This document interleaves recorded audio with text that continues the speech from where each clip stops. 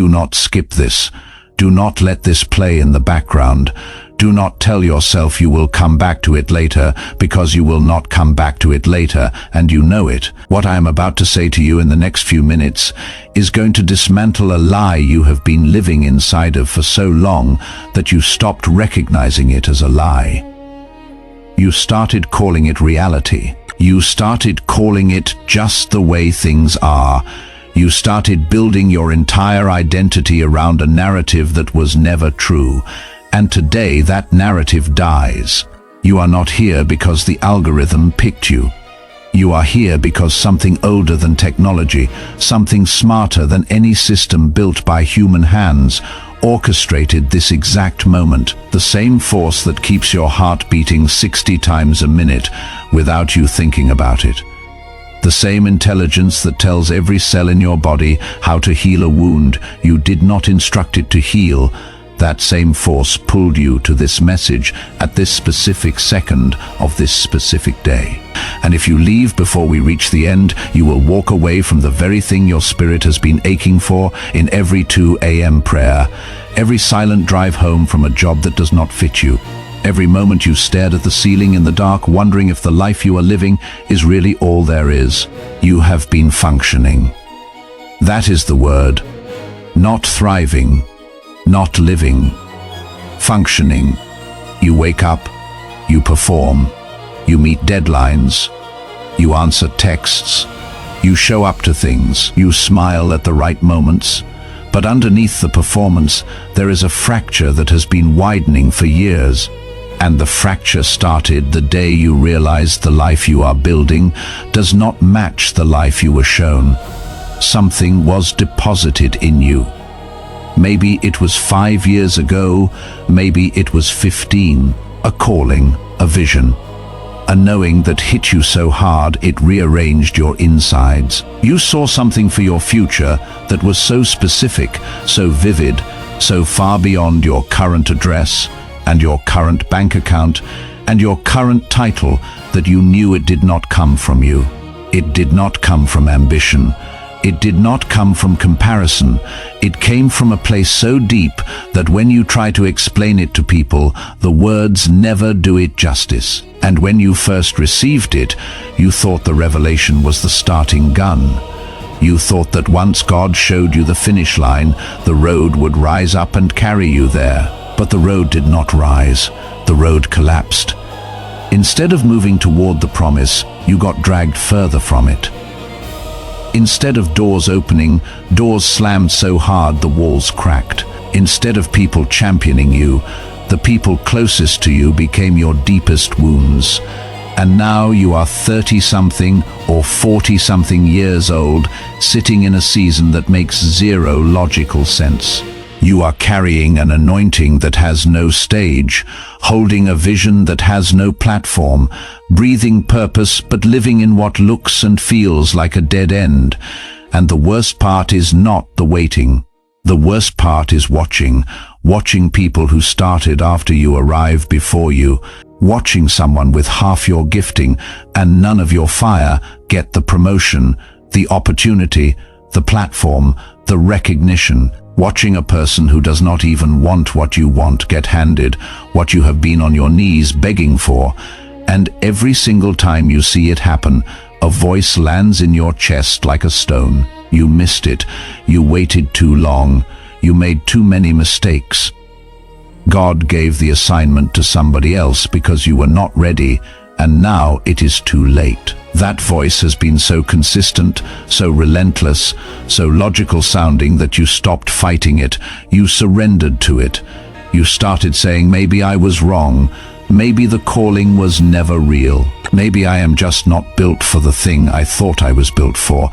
But what if that voice is not truth? What if that voice is a strategic weapon aimed directly at the one person the enemy knows he cannot afford to let step into position? What if every single thing you have been interpreting as evidence that the promise died is actually evidence that the promise is being protected until you are ready to carry it? What if the delay is not God punishing you for past failures, but God shielding you from a premature promotion that would have destroyed everything? What if the silence is not abandonment but architecture? What if God has been constructing something in the dark so massive, so detailed, so perfectly engineered, that it could only be built in hiddenness? What if the very thing you have been cursing is the thing that is saving your life?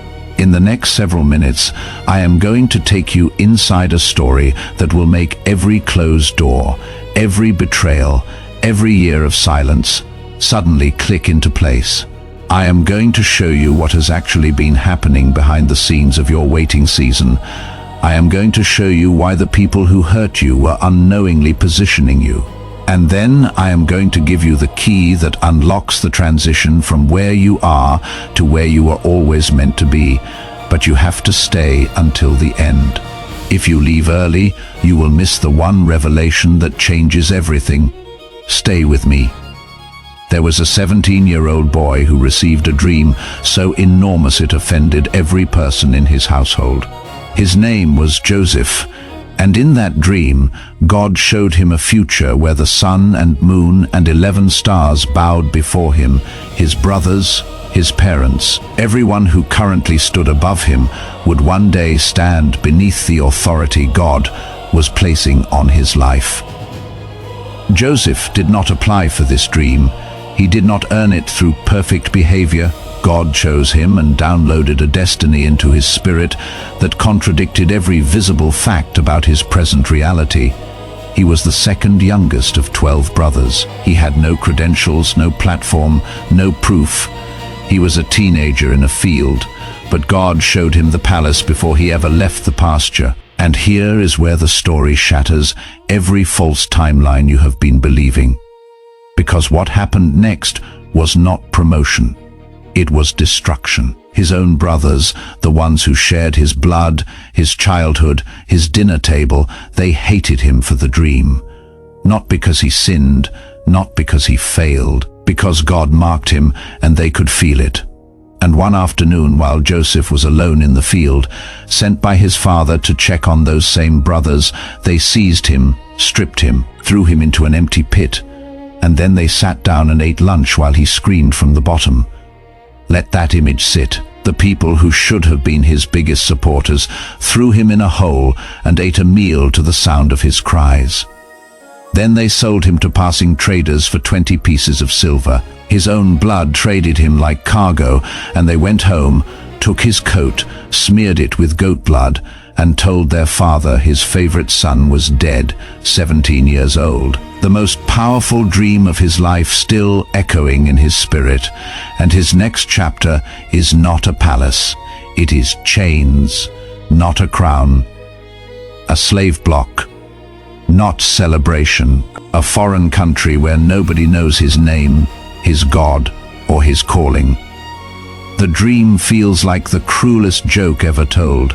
The anointing feels like a curse. And the people who were supposed to protect the promise are the very ones who tried to bury it. But here is what Joseph could not see from the pit. God did not lose the dream when the brothers threw him in the hole. God relocated the dream.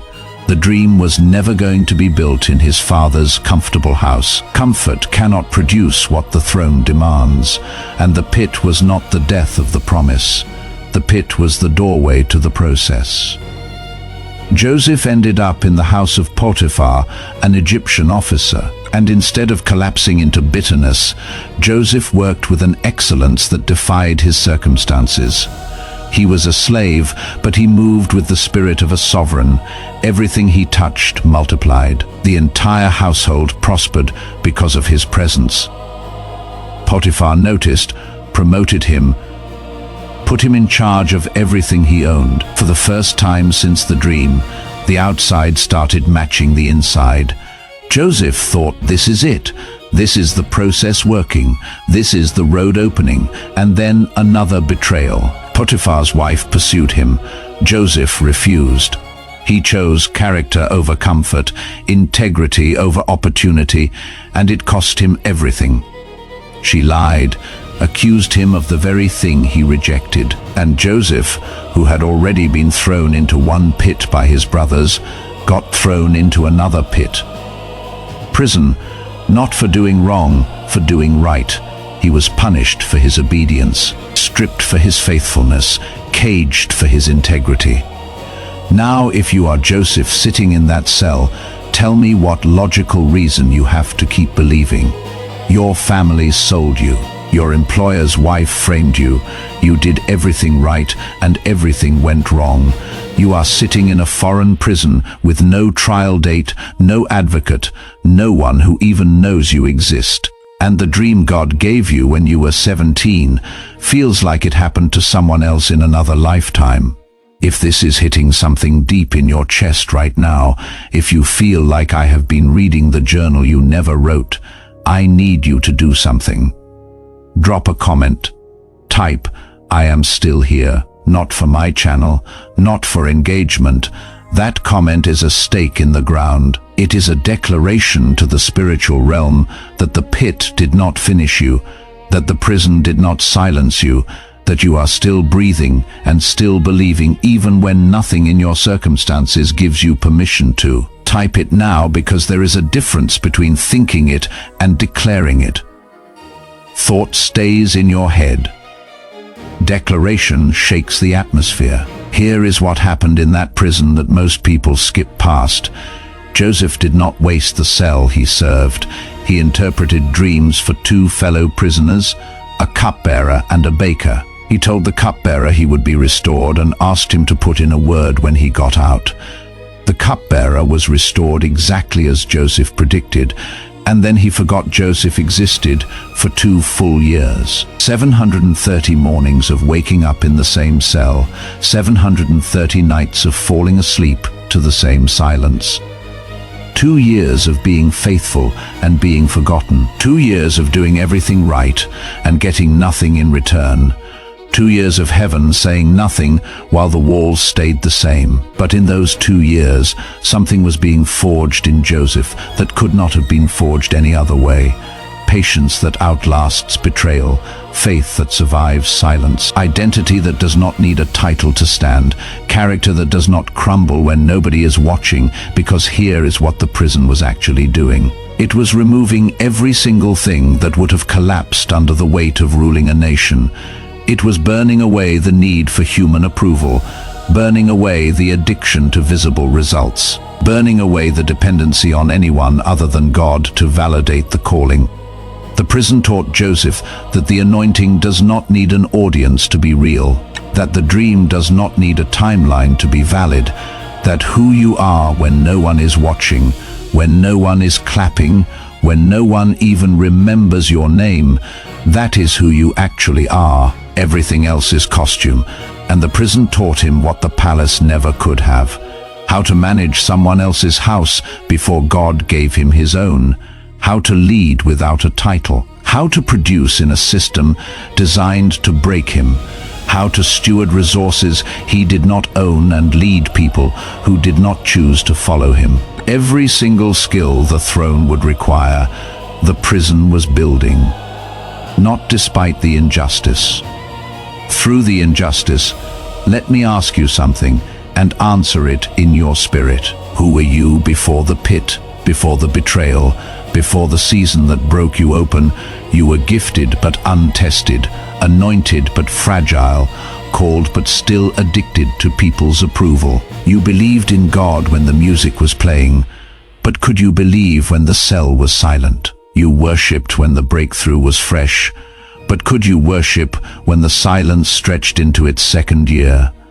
The person you were before the pit could not carry what the throne weighs.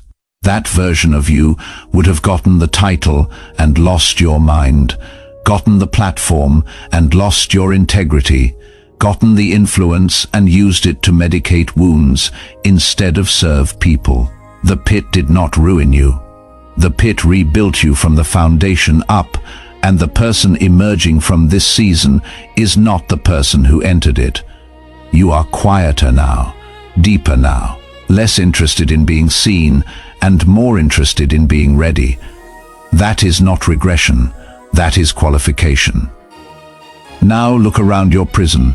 Who is still there? Not the people who showed up for the dream when it was shiny, not the ones who were there for the position or the title or the access. The ones still standing beside you in this season are the ones who see the anointing when there is no evidence. They are the ones who believe in you when you have nothing to offer except a vision nobody else can see.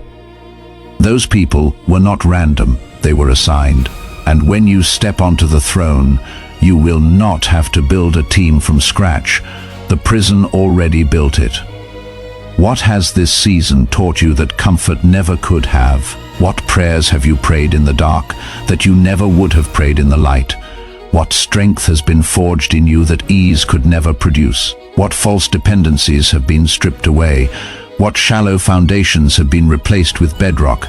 The prison has been performing surgery on your soul, removing pride you did not know you carried, removing fear disguised as wisdom, removing the need to control outcomes that were never yours to control. And what is left, what is standing after everything else has been burned away, that is the version of you the throne was always waiting for.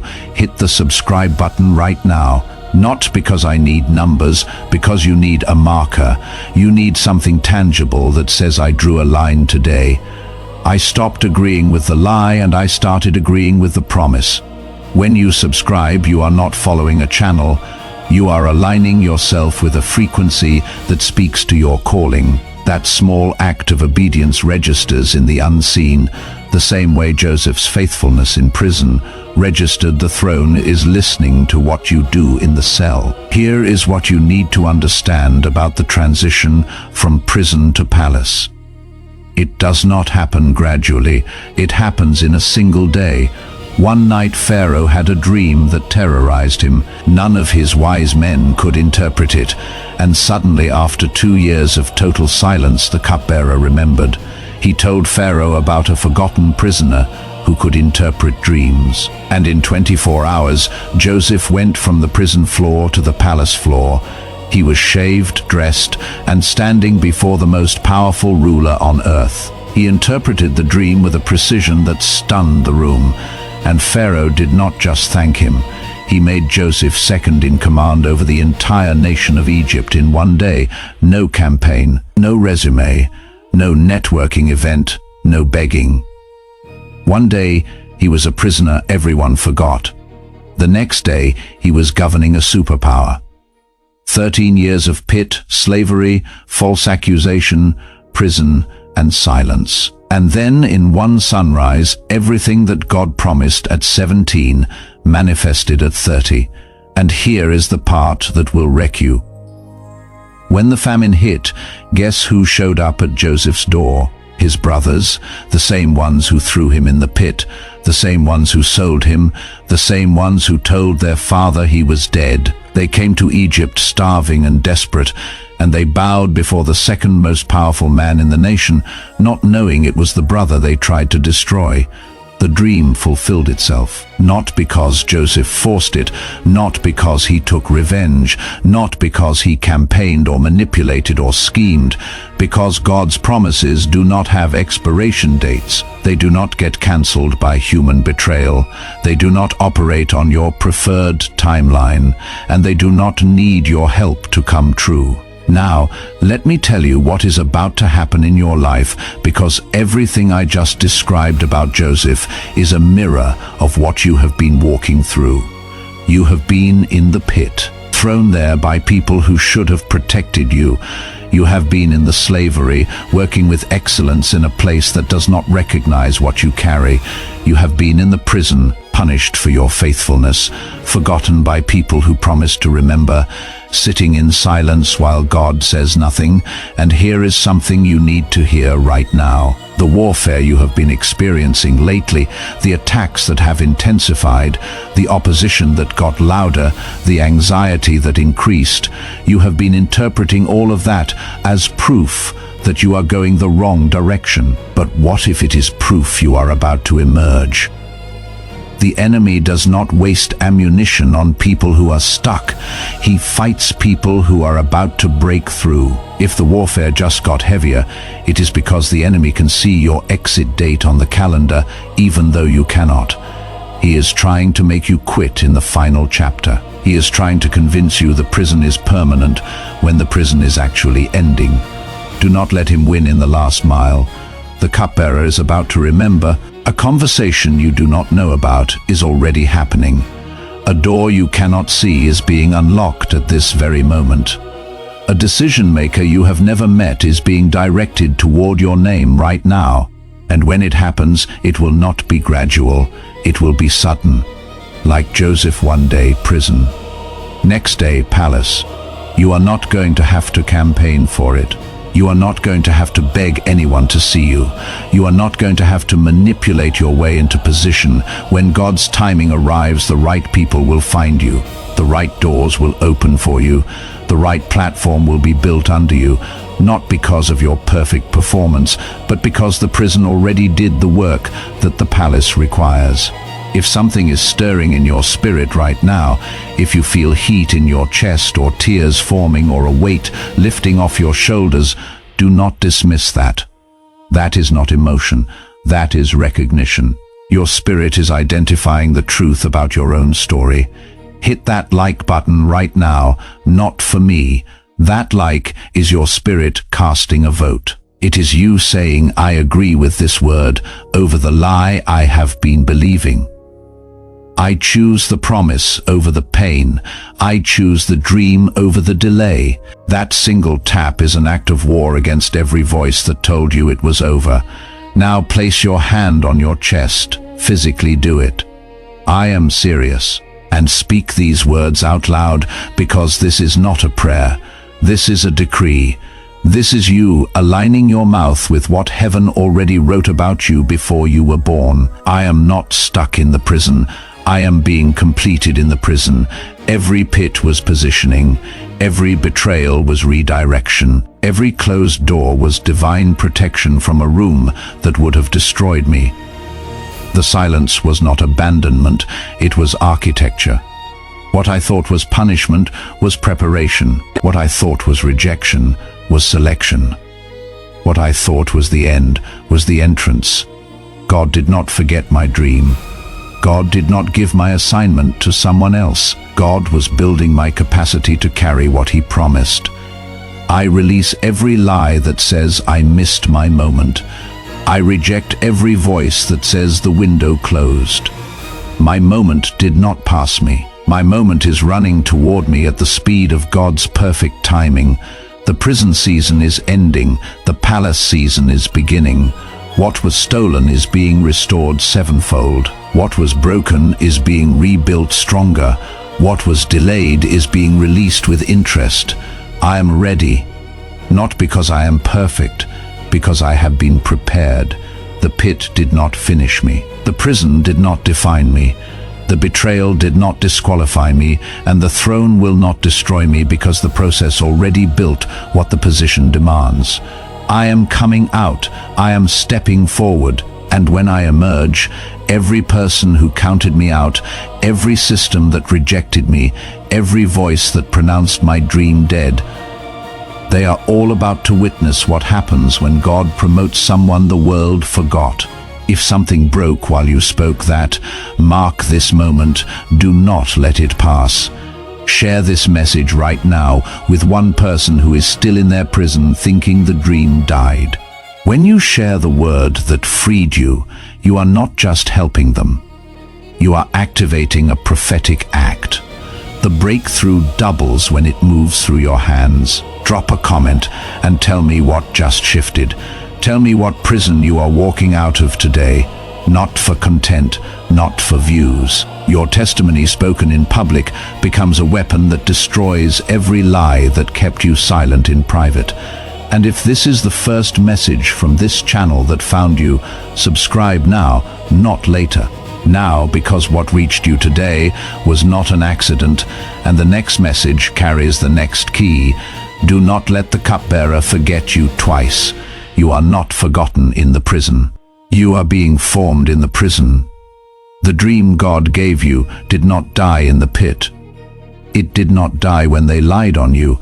It did not die when they forgot you. It did not die when the silence lasted longer than your faith thought it could survive. The dream is alive. The dreamer is ready. The timing is now, and nothing on this earth, no betrayal, no delay, no injustice, no weapon formed against you can stop what heaven already set in motion. The prison door is opening, the palace is waiting, and you were built for this.